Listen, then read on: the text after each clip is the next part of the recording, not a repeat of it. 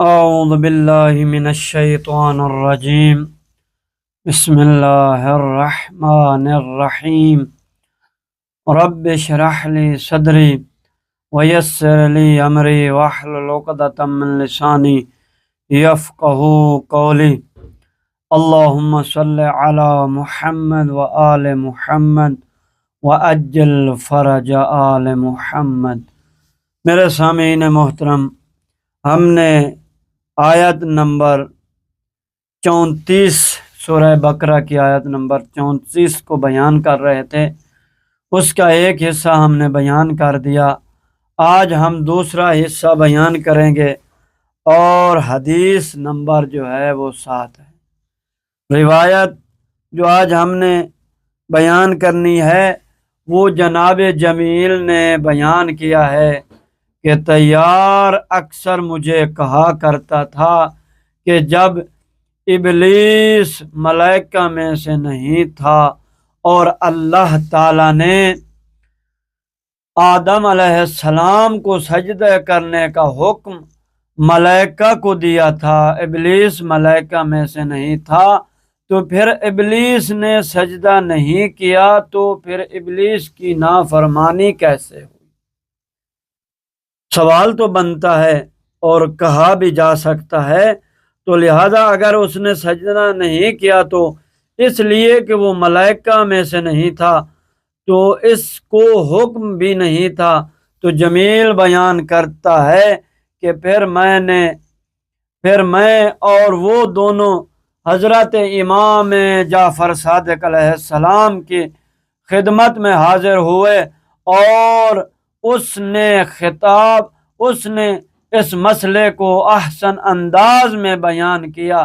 پس میں نے عرض کیا کہ میں آپ علیہ السلام پر قربان ہو جاؤں، جب اللہ تعالیٰ نے مومنین کو خطاب کرتے ہوئے فرمایا ہے کہ یا ایھا الذین آمنو، تو کیا اس خطاب میں مومنین کے ساتھ منافقین بھی شامل ہیں؟ آپ علیہ السلام نے فرمایا جی ہاں، بلکہ تمام وہ لوگ جو گمراہ ہیں اور بظاہر ایمان کا دعویٰ کرتے ہیں سب اس حکم میں شامل ہیں۔ تو ایسے ہی ملائکہ کے حکم میں ابلیس بھی شامل ہے، کیونکہ وہ بظاہر ان کے ساتھ رہتا تھا۔ اب 8 نمبر حدیث جو جناب داؤد ابن فرقد نے بیان کیا ہے کہ حضرت امام جعفر صادق علیہ السلام نے فرمایا کہ غصے سے بچو، کیونکہ یہ سب برائیوں کی چابی ہے۔ تو آپ علیہ السلام نے فرمایا ابلیس جو ملائکہ کے ساتھ تھا وہ گمان کرتا تھا کہ وہ ان میں سے ہے، حالانکہ علم خدا میں تھا کہ وہ ان میں سے نہیں تھا۔ پس جب اللہ تعالیٰ نے حضرت آدم علیہ السلام کے لیے سجدے کرنے کا حکم دیا تو اس نے حمیت اور غصہ کیا، اور جو کچھ اس کے دل و دماغ میں پوشیدہ حمیت و غصہ تھا اس کو اس نے ظاہر کر دیا۔ ہم اب جو ہے حدیث نمبر 9 کو پڑھتے ہیں کہ جو جناب علی ابن محمد نے اپنی سند کے ساتھ ایک حدیث مرفوع میں نقل کیا ہے کہ ایک یہودی حضرت علی علیہ السلام کے پاس آیا اور عرض کیا، اے میرے امیر المؤمنین، میں آپ سے چند چیزوں کے بارے میں سوال کرنا چاہتا ہوں، اگر آپ نے مجھے ان کے بارے میں بیان کر دیا تو میں اسلام کو قبول کر لوں گا۔ آپ علیہ السلام نے فرمایا، اے یہودی، جو تیرا دل چاہے سوال کرو، کیونکہ تو اہل بیت علیہم السلام میں سے کسی کو مجھ سے زیادہ عالم نہیں پاؤ گے۔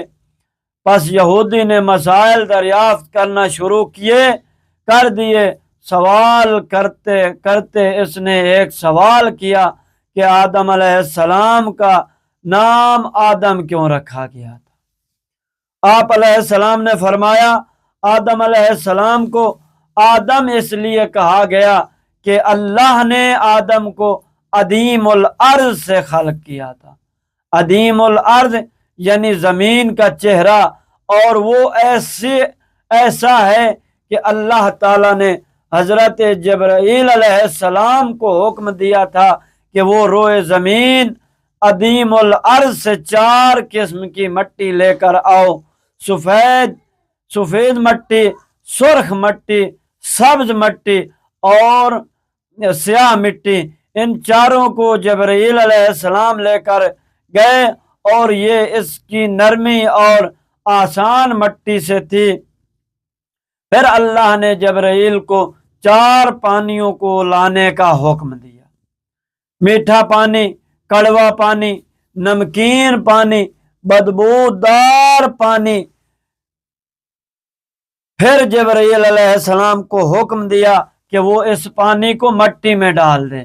پھر اللہ تعالی نے اپنے دست قدرت سے اس مٹی کو گوندا، پس اس مٹی کو گوندا پس اس مٹی کی کوئی چیز پانی سے جدا نہیں ہے، ہر مٹی پانی کی محتاج ہے۔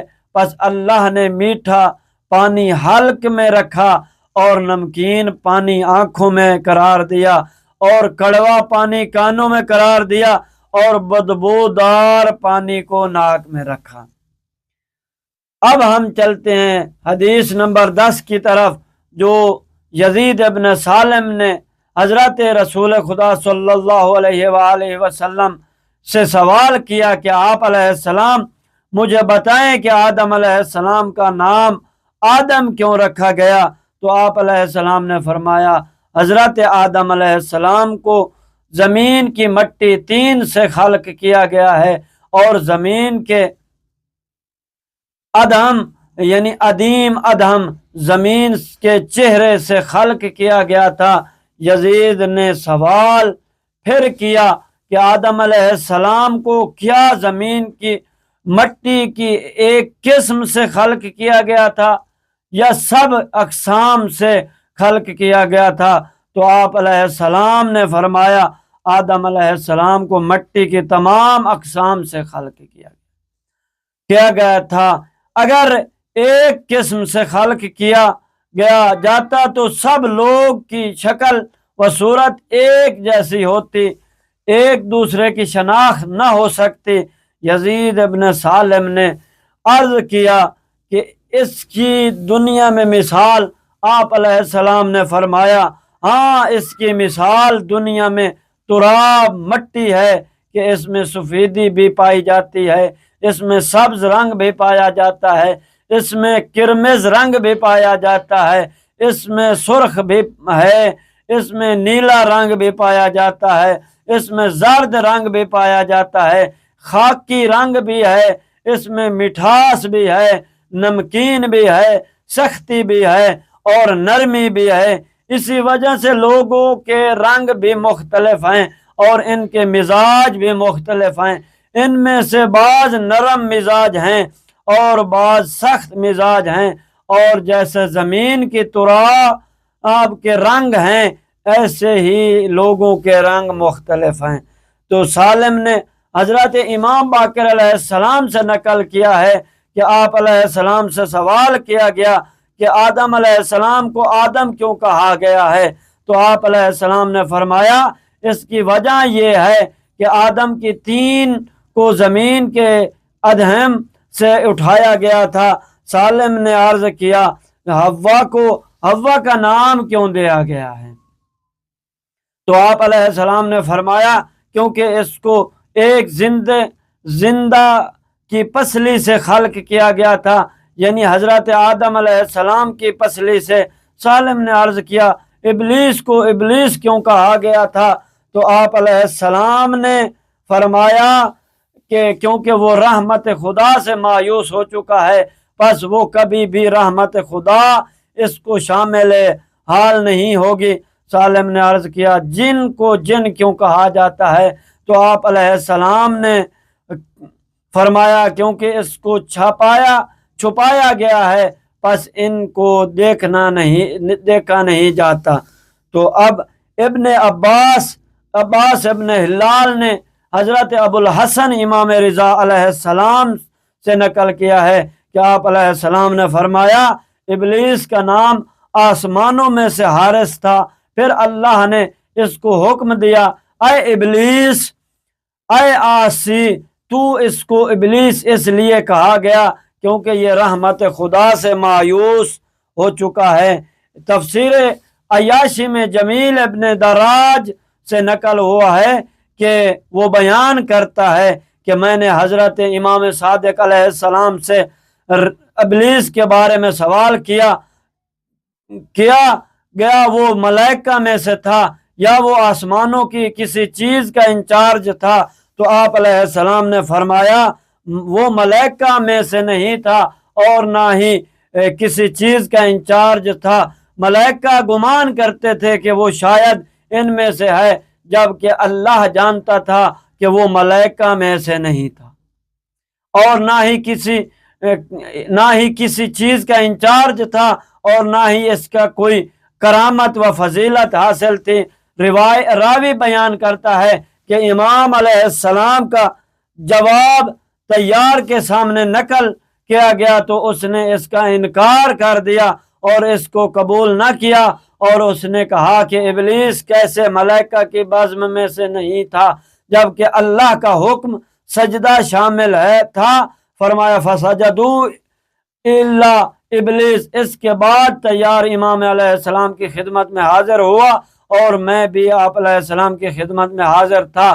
اس نے کہا میں آپ علیہ السلام پر قربان ہو جاؤں۔ اللہ تعالیٰ فرماتا ہے ایھا الذین آمنوا، یا ایھا الذین آمنوا، یہ خطاب مومنین کو ہے۔ کیا اس خطاب میں منافقین شامل ہیں؟ یعنی منافقین بھی اس خطاب میں داخل ہیں؟ تو آپ علیہ السلام نے فرمایا ہاں، منافق اس میں داخل ہیں، اور ضلال و گمراہ جو ظاہری طور پر ایمان کا دعویٰ کرتے ہیں وہ بھی اس میں داخل ہیں۔ ابلیس بھی ظاہری دعویٰ کرنے والوں میں سے شریک ہے، اسی وجہ سے حکم سجدہ اس کو بھی شامل تھا۔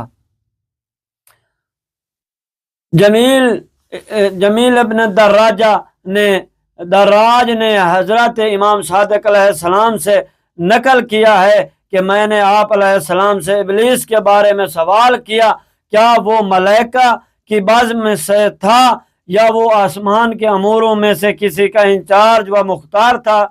تو آپ علیہ السلام نے فرمایا نہیں، وہ ملائکہ میں سے نہیں تھا اور نہ ہی آسمانی امور میں سے کسی کا انچارج تھا، وہ جنات میں سے تھا اور ملائکہ کے ساتھ تھا، اور ملائکہ کو اپنے میں سے گمان کرتا تھا، جبکہ اللہ جانتا تھا کہ پس جب آدم کو سجدہ کرنے کا حکم دیا گیا تو اس نے اس کے اندر تھا وہ ظاہر کر دیا، میں ان میں سے ہو گیا جو وہ تھا، یعنی کافر ہو گیا۔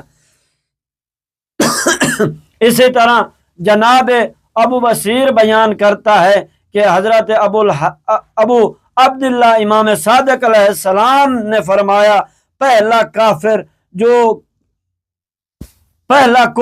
جو کیا گیا ہے وہ ہے جو اس ابلیس نے کیا جب اللہ تعالیٰ نے آدم علیہ السلام کو خلق کیا اور اس نے سجدے کا حکم دیا اور ابلیس نے رد کر دیا اور کفر کیا، اور پہلا حسد وہ ہے جو فرزند آدم علیہ السلام نے اپنے بھائی پر کیا، اور پہلا حرص وہ ہے جو آدم علیہ السلام نے کیا جبکہ ان کو درخت سے روکا گیا تھا اور اس نے حرص میں اس درخت سے کھا لیا، پس اس حرص نے حضرت آدم کو جنت سے نکال دیا۔